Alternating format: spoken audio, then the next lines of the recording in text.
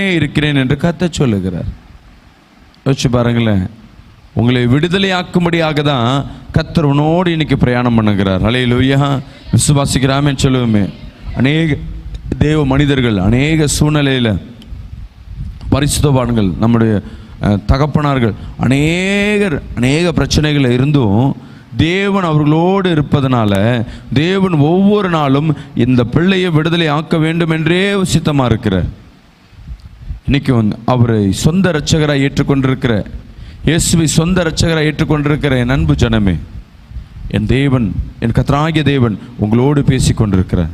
எப்போ நீங்கள் அவரை சொந்த இரட்சகராக ஏற்றுக்கொண்டு இருக்கீங்களோ என் தேவன் உன் அருகாமையில் தான் இருப்பார். வேறு எங்குமே இல்லை.